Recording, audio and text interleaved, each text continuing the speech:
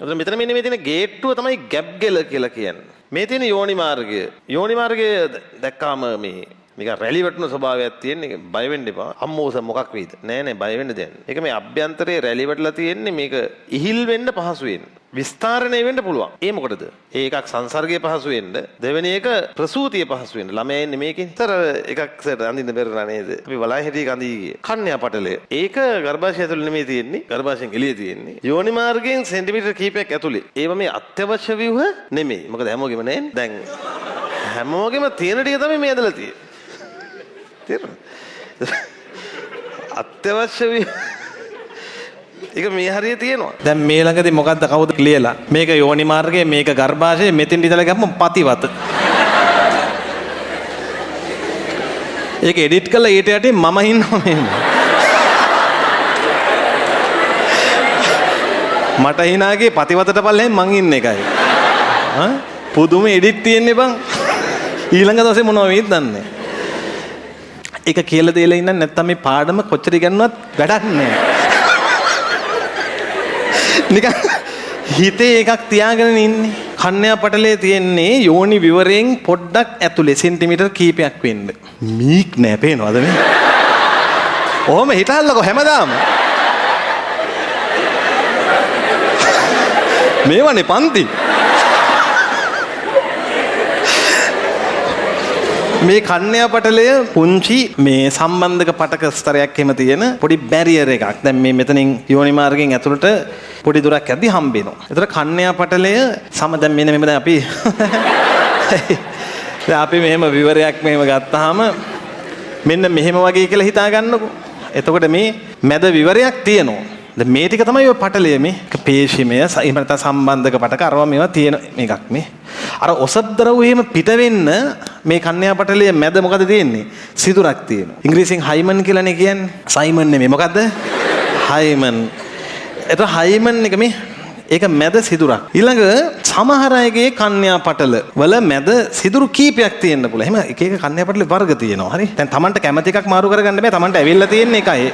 ඒක තියාගෙන ඉන්න ඕන. හරි. සිදුරු කීපයක් තියෙනවා තියෙන්න පුළුවන් මේ. මෙහෙම එක එක වර්ග තියෙනවා. සමහර අයගේ සිදුරු ඊටාම පොඩි හම්බෝ. මෙන්න මේ වගේ. එතකොට එහෙම ඒ වගේ දැන් මේ නිකන් හිතන්න දැන් පළමු සංසර්ගයේදී මේක හරහා ශිෂ්ණයක් යනකොට ඉඩ මදිනේ. එතකොට මේ පටලය කැඩෙනවා. ඒ කැඩෙද්දි තැන් වලින් කැඩෙද්දි තමයි අර මොනවා වහනේ වෙන්නේද?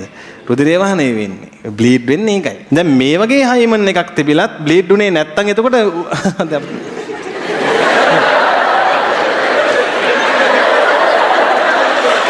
තේරුණාද?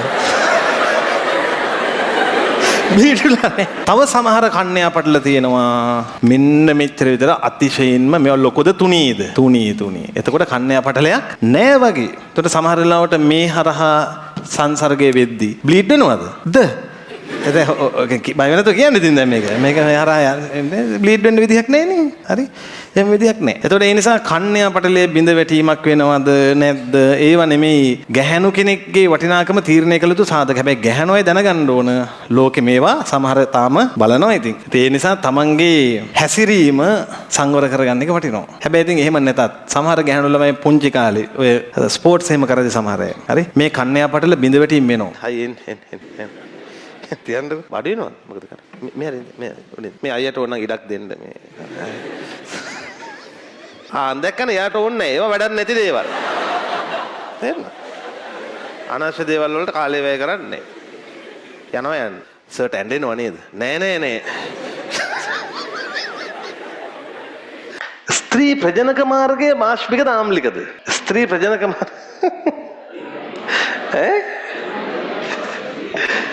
ස්ත්‍රී ප්‍රජනක මාර්ගය සර් ලිට්මස් කඩදාසියක් නම් දාන්න බැරි වුණා ඒක තමයි සර් ඒකම ප්‍රශ්නේ ස්ත්‍රී ප්‍රජනක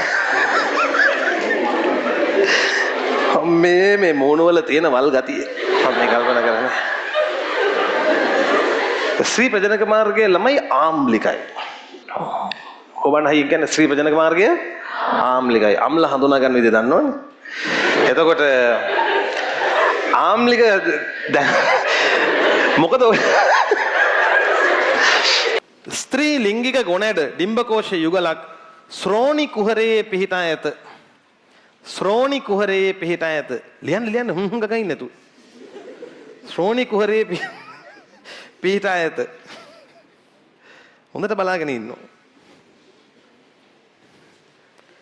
පුරුෂ ලිංගික ගුණඩ යුගල හෙවත් පුරුෂන මොකද කොහෙද තියෙනවා කියන්නේ? පුරුෂන කෝෂය තුල පිර මේක එක ගොන් කතාවෙම ලියන්නේ කකුල් දෙක අතර. හරි? මගේ නම් පන්තියාව කියන්න එපා. හරි? පාද මැද. ප්‍රජනනයට අමතරව ඩිම්බ කෝෂ හා වෘෂණ බොහෝ කාර්යයන් කරයි. නේ මොනවද? අන්තරාසර්ගී කෘත්‍යයක්ද කරයි. අන්තරාසර්ගී කෘත්‍ය කියන්නේ මොකද්ද? දැන් ඔවා මුලින්ම ඉගෙනුවේ. මොකද අන්තරාසර්ගී කෘත්‍ය කියන්නේ? හෝමෝන හදනවා. ප්‍රජනන කාර්යයට අමතරව හෝමෝන හදනවා. නේ ශුක්‍රාණු දෙනවා හෝමෝන ටිකක් දෙනවා තියාගන්න කියලා. විස්තර සඳහා මානව ස්ත්‍රී හා පුරුෂ ප්‍රජනක පද්ධති කොටස් හොඳට බලන්න. ඔව්. විස්තර සඳහා මානව ස්ත්‍රී ප්‍රජනක හා පුරුෂ ප්‍රජනක පද්ධති කොටස පරිශීලනය කරන්න පොතෙන්. හරි? ඒක දාලා නෑ මෙයක්. මේ වැරදි දේවල් මේ. හරි? ඩිම්බ සිවුනිකා මගින් හා මොන හෝමෝනේද හදන්නේ? ඩිම්බ සිවුනිකා මගින් මොන හෝමෝනේද හදන්නේ? ඊස්ට්‍රජන්. දැන් ඉතින් තියෙන හිස්තම් පිරවීම. පුංචි අපේ වැඩපොත. පීත දේහය වරහන් ඇතුලේ තියෙනවා. මොකද්ද තියෙන්නේ? ඩිම්බ මෝචනයෙන් පසු ග්‍රාෆී සිවුනිකාව මගින් නිපදන වේ. අවංකව කියන්නේ මේක කලේ නැත්තම් තේරෙන්නේ ඒකනේ. ඒක තමයි මන්ට తాවකාලික කොට ගන්න මේ කරේ. වරහන් බහලා ප්‍රොජෙස්ටෙරෝන් නිපදවයි. මේ ස්ත්‍රී ලිංගික හෝමෝන ඔන්න දැන් පොදුවේ. හරිද? මේ දෙන්නට පොදුවේ දෙන්න කරන කාර්යයන් ලියනවා. සමහර කාර්යයන් දෙන්නම එකතු වෙලා කරනවා. සමහර මේ දැන් අපි ලියන කාර්යයන් එක්ක කරන්නේ ඊස්ට්‍රජන් එක්ක කරන්නේ ප්‍රොජෙස්ටරෝන්. ඒ අතින් මේ නෝට් එක දුර්වලයි. හරිද? මේගොල්ලන්ට දෙන්න තිබ්බා ඊස්ට්‍රජන් කරන්නේ මේවා ප්‍රොජෙස්ටරෝන් කරන්නේ මේවා කියලා. නමුත් දැන් ඔයාලා බය වෙන්න එපා විභාගයට අහන්නේ එහෙම. පොදුවේ අහන්නේ ශ්‍රී ලිංගික හෝමෝන මගින් මොකටද කරන්නේ? හරි? දවස් 4ක් විතර යනකම් පළවෙනි දවස් 4 වගේ යනකම් එයාගේ ගර්භාෂ බිත්තිය මෙහෙම කැඩෙනවා පහළට. ගර්භාෂයේ එන්ඩෝමෙට්‍රියම කැඩි යනවා. ඒවා ඒ කැඩෙන පටක ලේත් එක්ක එළියට එනවා. යෝනි මාර්ගයෙන් ඔසප් ද්‍රව්‍ය විදියට. හරි? ඊට පස්සේ hina වෙන්නේ යකෝ දැන් මේක මේ හැමෝටම වෙන එකක්. හැමෝටම කියන්නේ දැන් ගෑනු අයට. තේරුණාද? දැන් ඔන්න බස් එකක ඉන්නවා ගෑනු ළමයෙක් ඔන්න බ්ලීඩ් වෙනවා. මොකද කරන්න ඕන? අපි හිචි ගාලා hina වෙනවද? දැන් නැත්තම් උදව් කරනවද ඒ ළමයන්ට?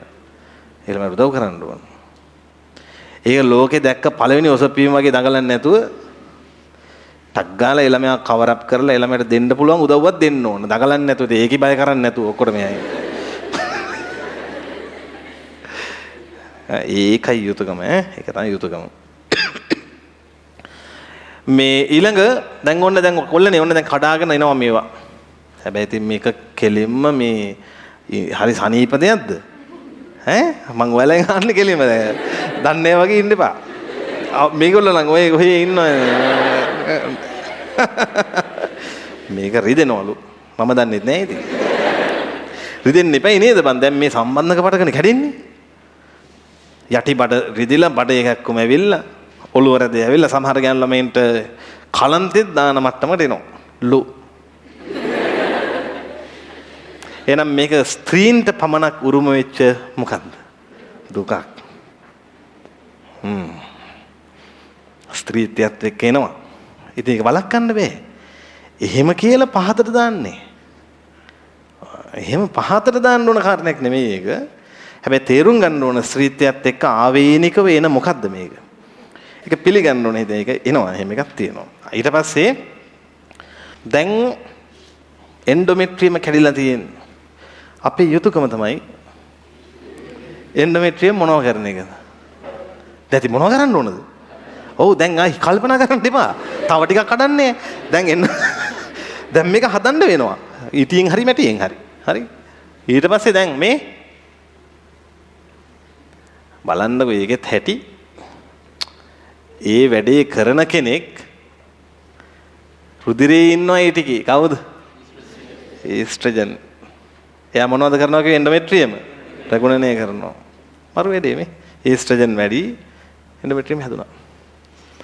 ඊට පස්සේ ඩිම්බේ මෝචනය වෙනවා 14 වෙනිදා. ටෙන්ට ටැන් ගාලා ගානට එනවා. ඒ ආවම ශුක්‍රාණුවත් ඒත් එක්ක આવොත් සංසේචනයේ වුණොත් දරුවෙක් හැදෙන්න ඉබේ. ඒ හැදෙන ළමයා අම්මගේ එන්ඩෝමෙට්‍රියම හයි වෙන්න ඕන. හයි වෙන්න නම් එන්ඩෝමෙට්‍රියම නිකන් මේ ලාවට නිකන් මේ ඔහේ නිකන් අර තැඹිලි ලොඳේ වගේ තිබිලා හරියනවද නැත්නම් මේක හොඳට වාහිනීමත් වෙන්න ඕනද? වාහිනීමත් කරන කවුරු හරි එනවද ඊළඟ දවස් 14? යා මේක නියමයට වාහිනීමත් කළා දෙනවා. නියමෙටම හදනවා මේක.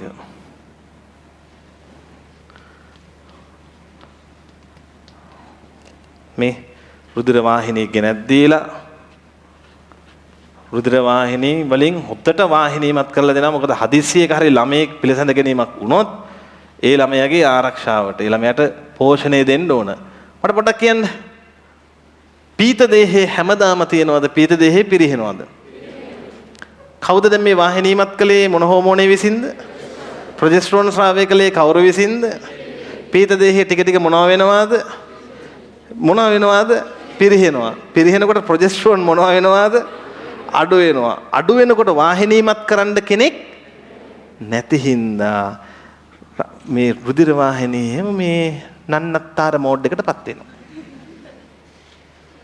තේරුණාද?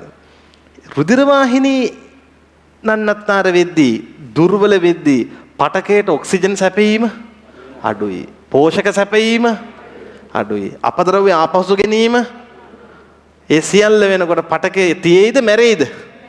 ඒ හින්දා තමයි ආයෙ කැඩෙන්නේ.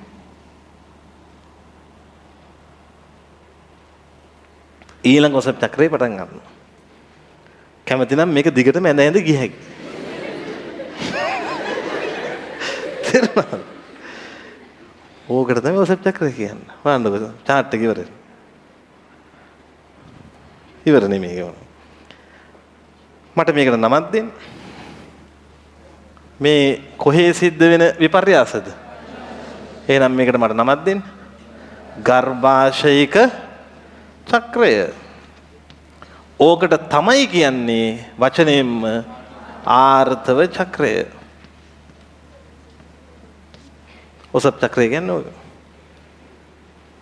ඉවරයි. දැන් අපිට තියෙන්නේ අර මෙන්න මේ වගේ මොනවද අර සර් අර කිව්වා කියලා වෙනස් වගේක් අන්න ඒවා ටික අපි ඉගෙන ගමු හිමීට.